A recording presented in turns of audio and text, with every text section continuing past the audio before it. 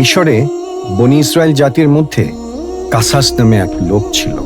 তার ছিল দুই ছেলে, একজনের নাম বাশার এবং অপর ছেলের নাম ইমরান। ইমরানের ছিল আবার দুই পুত্র, এক পুত্রের নাম মুসা এবং অপরজনের নাম হারুন। অপরদিকে বাশারের ছিল একটি মাত্র ছেলে, তার নাম কারুন। অর্থাৎ কারুন ছিল হযরত মুসা আলাইহিসসালামের আপন চাচাতো ভাই। ইতিহাসে এসেছে প্রথম দিকে কারুন হযরত মুসা আলাইহিসসালামের প্রতি ঈমান এনেছিল এবং তার অন্যতম সাহাবী ছিল, কিন্তু পরবর্তীতে নিজের ধন সম্পদের অহংকারে গর্বিত হয়ে পড়ে কারুন। তার অবস্থা এতটা খারাপ হয়ে যায় যে আল্লাহর নবীর বিরোধিতাকারীতে পরিণত হয় কারুন। আল্লাহ পাক কারুনকে কত যে ধনরত্ন আর সম্পদ দান করেছিলেন তার হিসেব নেই। শুধু এ কথা জানা গেল তার ধনদৌলত রাখবার এত ঘর আর সিন্দুক ছিল যে 40টি উট লাগত সেসব ঘরের চাবি বহন করতে। এ থেকেই অনুমান করা যায় যে তার ধন সম্পদের পরিমাণ কত হতে পারে। এত বিশাল সম্পত্তি পাওয়ার পরও কারুন এতই কৃপণ ছিল যে সমস্ত ধন সম্পদ সে কেবল তার তোষাখানায় জমা করত। ভুলেও কোনোদিন তার একটি পয়সাও সৎ কাজে ব্যয় হতো না। ফকির মিসকিনদের দান খয়রাত সে করত না। আল্লাহ তাআলার দেয়া অগণিত ধন সম্পদের মালিক হয়ে কারুন আল্লাহকে ভুলে গিয়েছিল। আল্লাহর হুকুম মতো হযরত মুসা আলাইহিসসালাম কারুনের কাছে গিয়ে বললেন, হে কারুন, তুমি তোমার জমানো ধনরত্ন মাল সম্পদের যাকাত প্রদান করো, না হলে আল্লাহ পাক নারাজ হবেন। কারুন ভালো মানুষটির মতো জবাব দিল, বেশ তো, যাকাত কত দিতে হবে? আগামীকাল তুমি তার একটা হিসেব দিয়ে দিও। হযরত মুসা আলাইহিসসালাম পরদিন কারুনের শুধু উট, গাধা, ঘোড়া, বকরি প্রভৃতি পশুর হিসাব নেন। হিসাব করে দেখা যায় যাকাতে পশুর সংখ্যা দাঁড়াবে কয়েক লক্ষ। হযরত মুসা আলাইহিসসালাম যখন শুধু পশু সম্পদের যাকাতের হিসাব দিলেন, তাতেই কারুনের মাথা বিগড়ে গেল। সে ভাবল, এত বিরাট অংশ যাকাত দিতে হবে? না, তা হয় না। তাই সে মতলবেটে ছল চাতুরীর আশ্রয় গ্রহণ করে বলল, মুসা, আমি তোমার বদ মতলব বুঝতে পারছি। যাকাতের নামে আমার ধনরত্ন নিয়ে তুমি মালদার হতে চাও, সেটি হচ্ছে না। আমি এত বোকা নই যে সাত করে নিজের ধন সম্পদ তোমাকে বিলিয়ে দেব। সুতরাং আমার মালামাল ঘরেই পচে যাক, তবুও যাকাত দিব না। কারুনের কথা শুনে হযরত মুসা আলাইহিসসালাম বললেন, তোমার ধন সম্পদের প্রতি আমার কোনো লোভ নেই, তুমি আমাকে মিথ্যা সন্দেহ করছো। যাকাত ধর্মের একটি অংশ। মালের যাকাত দিয়ে আল্লাহর হুকুম। আল্লাহ তোমাকে বেশুমার ধন দৌলতের মালিক করেছেন। আমার কথা শোনো, যাকাতের বিধান পালন করে সম্পদের কিছু অংশ আল্লাহর পথে ব্যয় করো। কৃপণ কারুন জবাবে বলল, আল্লাহর ভয় যখন দেখাচ্ছ তখন মালের কিছু যাকাত দিতে পারি এক শর্তে। হযরত মুসা আলাইহিসসালাম বললেন, বলো, কি তোমার শর্ত? কারুন বলল, আল্লাহ তোমাকে পয়গম্বরী দান করেছেন, আর তুমি তোমার ভাই হারুনকে খিলাফত দিয়েছ। হারুনের মতো আমাকেও যদি খেলাফত দাও, তাহলে আমি তোমার কথা মতো যাকাত দেব। হযরত মুসা আলাইহিসসালাম বললেন, দেখো কারুন, তুমি ভুল বুঝেছ। খিলাফত বা নবুয়ত দানের ক্ষমতা আমার নেই। আল্লাহ সুবহানাহু ওয়া তাআলা যখন যাকে নবুয়ত দেওয়ার ইচ্ছা করেন তখন তিনি সেই গুণের অধিকারী হতে পারেন। এতে মানুষের কোনো হাত নেই। কারণ আল্লাহ তোমাকে দুনিয়ায় সবচেয়ে বড় ধনী করেছেন। তুমি তোমার মালের যাকাত দাও, তাতে তোমার সম্পদ তোমার জন্য হালাল হবে এবং সম্পদে বরকত হবে, তুমিও নাজাত পাবে। কারণ বলল, মুসা, আল্লাহ যদি আমাকে খেলাফত না দেন তবে তিনি কেন আমার কাছে যাকাত দাবি করবেন? আমি নিজের ক্ষমতা, যোগ্যতা, কৌশলের জোরে এসব ধন সম্পদ রোজগার করেছি। এ আল্লাহর হক হলো কিভাবে? আর তুমি বা আমাকে কেন যাকাত দিতে বলছো? এই বলে বখিল কারুন রাগ করে হযরত মুসা আলাইহিসসালামের সামনে থেকে সরে গেল। পরদিন কারুন তার সঙ্গীদেরকে ডেকে বলল, দেখো, মুসার জন্য এখন আমাদের ধন দৌলত রাখাই দায় হয়ে পড়েছে। সে বলে কিনা মালদাররা মালের জাকাত না দিলে আল্লাহ নারাজ হবেন। সঙ্গীদের একজন বলল, গায়ে খেটে কষ্ট করে টাকা পয়সা রোজগার করব, আবার তার থেকে বছর বছর জাকাত দিতে হবে? মুসা পায়গম্বরি পেয়ে যত সব ঝামেলা শুরু করেছে। কারণ বলল, সত্যি বলতে কি জানো, মুসা জাকাতের নাম করে আমাদের ধনে বড় লোক হতে চায়। এই কথা শুনে সঙ্গীরা বলে উঠল, ঠিক, একদম ঠিক, মুসার মতলব ভালো নয়, এর একটা বিহিত করতেই হবে। সঙ্গীদের একজন বলল, আমিও তাই বলতে চেয়েছিলাম, মুসার বিরুদ্ধে আমাদের রুখে দাঁড়াতে হবে। আল্লাহর নবী বলে তাকে আর আশকারা দেয়া ঠিক নয়। আমার মতে মুসাকে দুনিয়া থেকে সরিয়ে ফেলাই উচিত। অন্যজন বলল, আমার মতে খুন খারাপির দরকার নেই, এসব ঝামেলা করতে গেলে বিপদও হতে পারে। তার চেয়ে জনসম্মুখে তাকে এমনভাবে জব্দ করতে হবে যাতে সে লজ্জিত হয়ে দেশ ছেড়ে চলে যায়।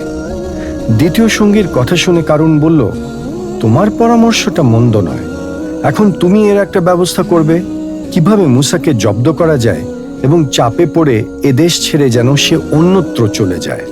কারণের হুকুম পেয়ে সঙ্গীটি একটি অসৎ চরিত্রের মেয়েকে লোভ দেখিয়ে ডেকে নিয়ে এলো। তাকে অনেক গয়না ও টাকা দিয়ে বলল, ধনপতি কারণের জন্য তোমার একটা কাজ করতে হবে। মুসা যখন সভায় ওয়াজ নসিহাত করতে উঠবে, তখন আমরা তাকে চরিত্রহীন বলে ঠাট্টা করব। সে সময় তুমি বলবে, হ্যাঁ, এ কথা সত্য। ব্যাস, শুধু এতটুকু বললেই কাজ সমাধা হয়ে যাবে। এর জন্য দরকার হলে তুমি আরো টাকা পাবে। মেয়েটি চুপ করে রইল। অতঃপর অনেক বলে কয়ে তাকে রাজি করানো হলো।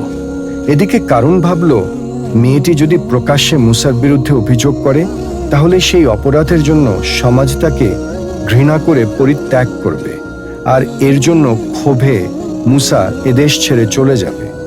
তখন কারুনের উদ্দেশ্য সফল হবে। তারপর বিকেলে ওয়াজ নসিহতের সভা বসল। দলে দলে লোকজন এলো হযরত মুসা আলাইহিসসালামের ওয়াজ নসিহত শোনার জন্য। কারুনও তার দলবল নিয়ে এলো। সভাস্থল কানায় কানায় ভরে গেল। হযরত মুসা আলাইহিসসালাম ওয়াজ করার জন্য মঞ্চে উঠলেন। তিনি ওয়াজ শুরু করতে যাবেন, ঠিক এমন সময় পূর্ব পরিকল্পনা মতো মিথ্যাবাদী কারুনের লোকজন বলে উঠল, হে মুসা, তুমি চরিত্রহীন। উপস্থিত জনতাকে তারা বলল, আমাদের কথা বিশ্বাস না হয় এই মেয়ে লোকটিকে জিজ্ঞেস করুন। এই বলে কারুন মেয়ে লোকটিকে দাঁড় করিয়ে দিল। এই কথা শুনে লোকজন তাজ্জব হয়ে গেল। মুসা আলাইহিসসালাম চরিত্রহীন, এটা কি বিশ্বাসযোগ্য কথা? এই বিষয়টি নিয়ে সভাস্থলে নানা গুঞ্জনের শুরু হয়ে গেল। সবাই মেয়েটির কথা শোনার জন্য তার দিকে দৃষ্টি দিয়ে রইল। মুসা আলাইহিসসালাম মেয়ে লোকটিকে বললেন, আমার বিরুদ্ধে কি নালিশ আছে? বলো, তবে যা বলবে আল্লাহকে ভয় করে বলবে। মনে রেখো, আল্লাহ সবকিছু দেখেন এবং শুনেন। হযরত মুসা আলাইহিসসালামের কথায় মেয়েটির অন্তর কেঁপে উঠল। ফলে কারুন তাকে যা শিখিয়ে দিয়েছিল, আল্লাহ পাকের ভয়ে সে তা ভুলে গেল এবং তার মুখ দিয়ে আল্লাহর কুদরতে এই কথা বের হলো, ভাই সব, আপনারা মন দিয়ে শুনুন।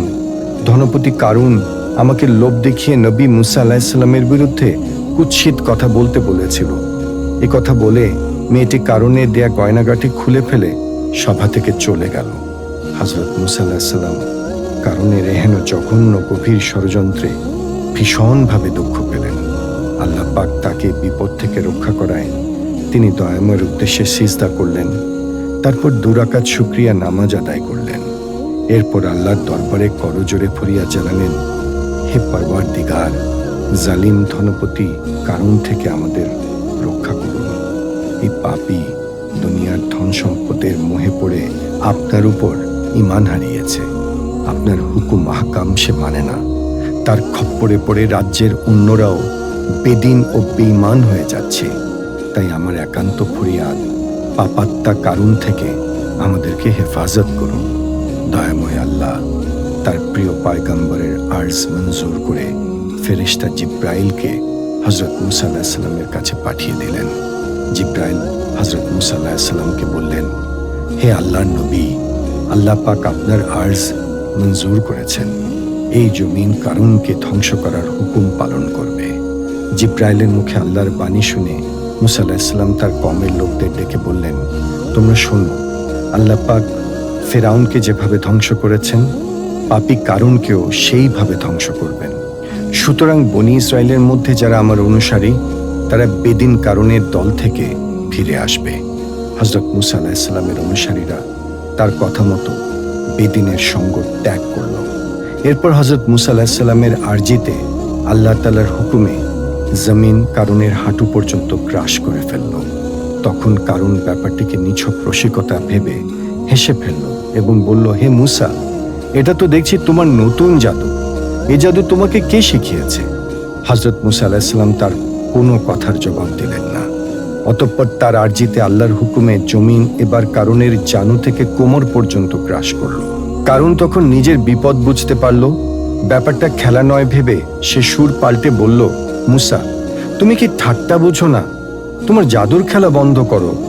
এখন থেকে আমি তোমার সঙ্গে ভালো ব্যবহার করব। হযরত মূসা আলাইহিস সালাম এবারও তার কথার কোনো জবাব দিলেন না।